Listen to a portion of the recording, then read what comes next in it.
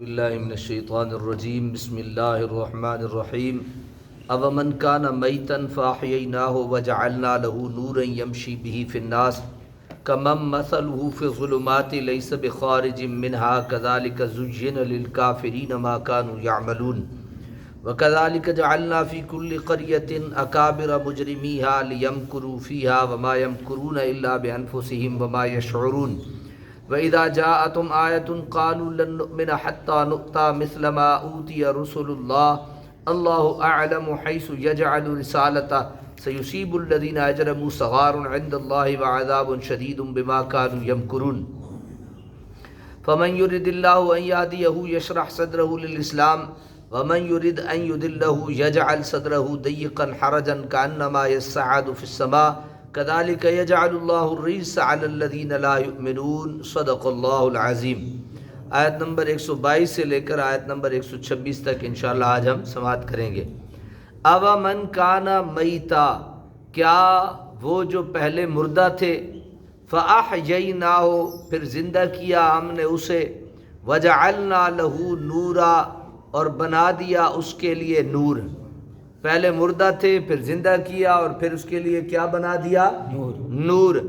یمشی بہی، جس کے اجالے میں چلتا ہے وہ، فی الناس لوگوں کے درمیان، کمم مثلہ فی الظلمات، وہ اس جیسا ہو سکتا ہے جو اندھیروں میں پڑا ہوا ہے۔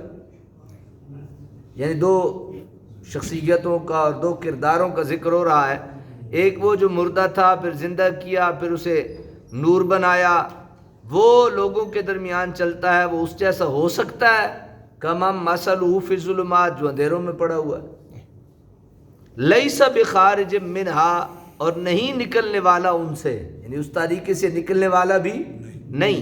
کذالک زین للکافرین، یوں ہی آراستہ کر دیے گئے کافروں کے لیے، ما کانوا یعملون، وہ اعمال جو وہ کیا کرتے تھے۔ اس آیت میں موت سے مراد، اب پہلے کہا نا مردہ تھا پھر زندہ کیا پھر اسے کیا دیا؟ نور بنایا۔ اس آیت میں موت سے مراد کفر و جہالت ہے۔ موت سے مراد کیا ہے؟ کفر و جہالت۔ زندگی سے مراد ہدایت۔ کفر و جہالت میں تھا پھر ہم نے اسے کیا دی؟ ہدایت۔ پھر فرمایا کہ اور نور سے مراد قرآن حکیم ہے۔ اللہ تعالیٰ فرماتے ہیں کہ وہ انسان جو پہلے کفر و جہالت کی موت مر چکا ہو، اسے اللہ اپنے خاص فضل و کرم سے ہدایت اور علم کی زندگی مرحمت فرمائے، اور دنیا کی ظلمت کدہ میں اس کے پاس قرآن کی روشن شمع ہو، جس کی روشنی میں وہ اپنی منزل مقصود کی طرف بڑھا چلا جا رہا ہو۔ کیا اس خوش نصیب کے ساتھ وہ بد نصیب برابری کا دعویٰ کر سکتا ہے جو گمراہی کی تہ در تہ ظلمتوں میں حیران و سرگرداں ہو اور ان سے باہر نکلنے کا کوئی راستہ اسے نہ مل رہا؟ ایک بندہ جہالت میں ہے، ظلمت میں ہے، اور ایک بندے کو اللہ تعالیٰ نے روشنی عطا کر دی ہے، ہدایت مل گئی ہے، یہ دونوں برابر ہو سکتے؟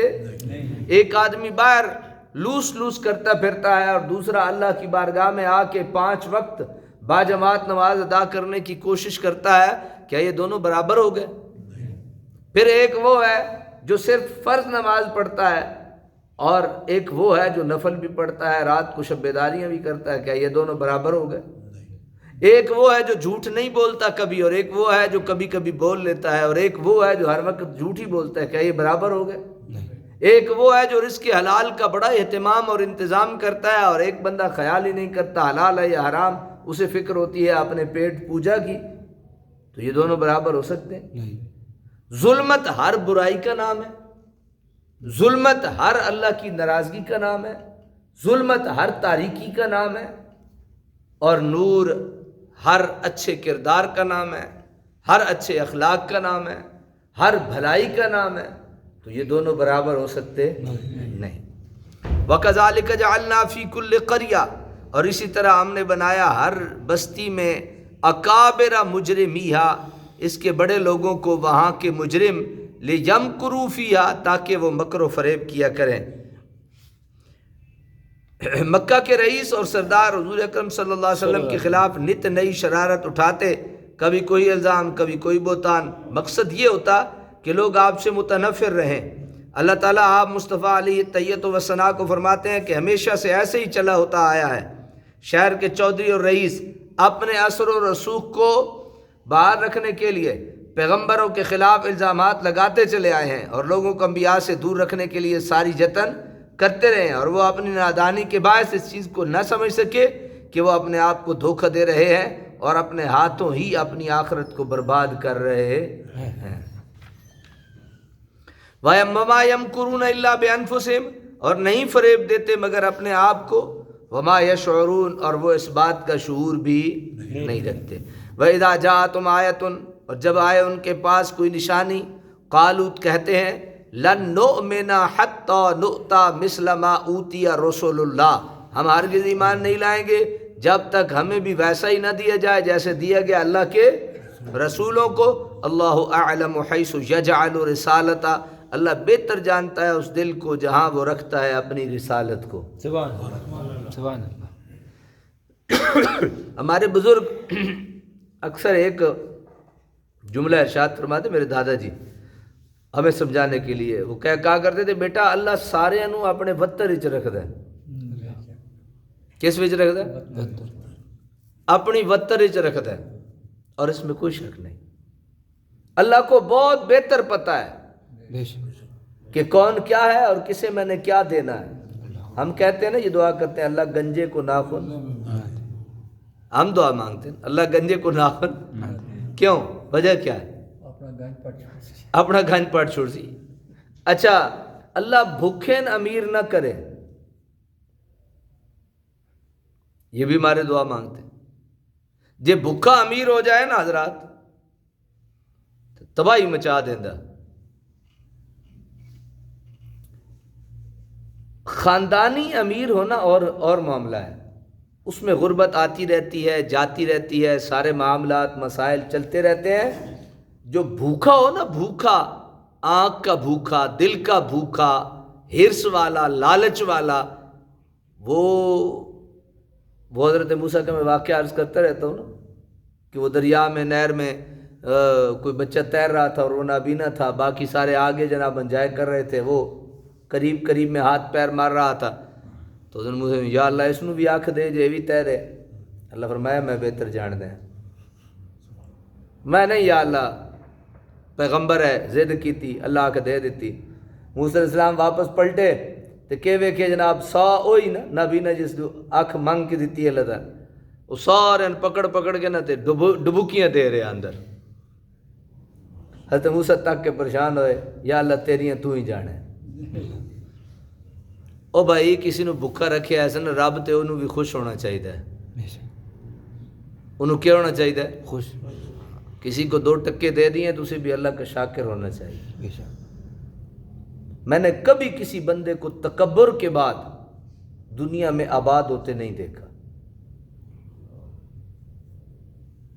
تکبر کے بعد، بڑائی کے بعد، اس کے بعد میں نے اسے آباد ہوتے نہیں دیکھا۔ میں نے تباہی دیکھی ہے، آباد ہوتے اسے نہیں دیکھا۔ چاہے وہ عالم ہے، چاہے وہ مالدار ہے، چاہے وہ کس کنڈیشن اور حالت میں ہے، وہ جس طرز کا بھی تکبر کر رہا ہے وہ آباد نہیں۔ تکبر کا سادہ سا معنی یہ ہے بندہ دوسرے کو اپنے سے نیچا سمجھ بیٹھے، دوسرے کو اپنے سے نیچا سمجھ بیٹھے، یہ تکبر ہے، اور یہ تکبر کی ابتدا ہے۔ دوسرا، کسی کو کوئی ویلیو نہ سمجھے، کسی کی کوئی ویلیو نہ سمجھے، قدر نہ سمجھے، حیثیت نہ سمجھے، یہ تکبر ہے۔ ایک اچھے بھلے مکان والا کسی جھونپڑی والے کو کوئی ویلیو نہ سمجھے تو وہ تکبر ہے، وہ تباہ ہی تباہ ہے۔ میں بس یہاں سے آغاز ہوتا ہے اور پھر تباہی پہ اس کا اختتام ہوتا ہے۔ عاجزی بہت پیاری چیز ہے، اللہ تعالی ہمیں عاجزی نصیب فرمائے۔ یہاں سے بات چلی تھی نا، اللہ اعلم حیث یجعل رسالتہ، اللہ جانتا ہے جس کو جو دینا ہوتا ہے۔ سیصیب الذین اجرموا صغار، ان قریب پہنچے گی جنہوں نے جرم کیے ذلت، انہیں کیا پہنچے گی؟ ذلت عند اللہ، اللہ کے ہاں۔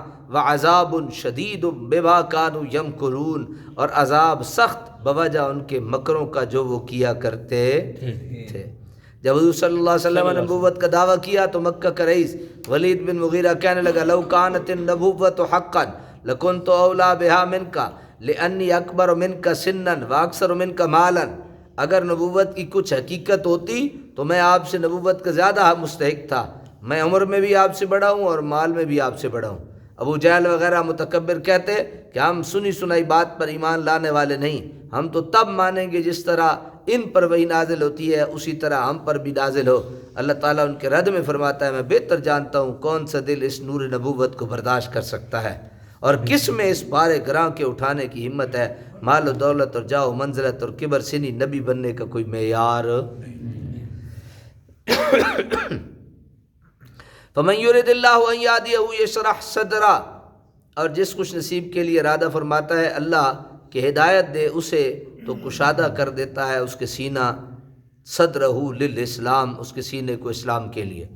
ومن یرد ان یضلہ، اور جس بد نصیب کے لیے ارادہ فرماتا ہے کہ اسے گمراہ کر دے، یجعل صدرہ ضیقا، اور اس کے لیے اس کا سینہ کیا کر دیتا ہے تنگ، کانما یصعد فی السماء، گویا وہ زبردستی چڑھ رہا ہے آسمان کی طرف۔ کذالک یجعل اللہ الرجس، اسی طرح ڈال دیتا ہے اللہ تعالیٰ ناپاکی علی الذین لا یؤمنون، ان پر جو ایمان نہیں لاتے۔ تاریخ شاہد ہے جن مغروروں نے حضور اکرم صلی اللہ علیہ وسلم کی مخالفت سے توبہ نہ کی ان کی ساری عظمت خاک میں مل گئی، ذلیل و خوار ہوئے، اور قیامت کے دن جو عذاب انہیں دیا جائے گا اس کا تو ابھی وہ تصور بھی نہیں کر سکتے۔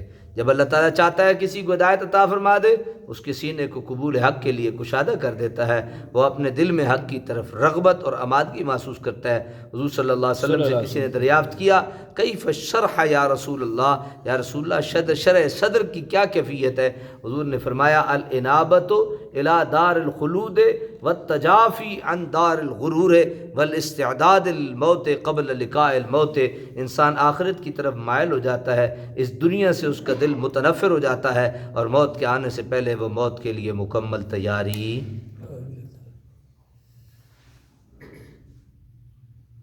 حضرت فاروق اعظم رضی اللہ تعالیٰ عنہ نے یہ اوپر آیا نا ضیقا حرجا، لفظ حرج کی تحقیق کے لیے بنو کنانہ کے ایک شخص کو بلایا اور اس سے پوچھا اے جوان حرجہ کس کو کہتے ہیں؟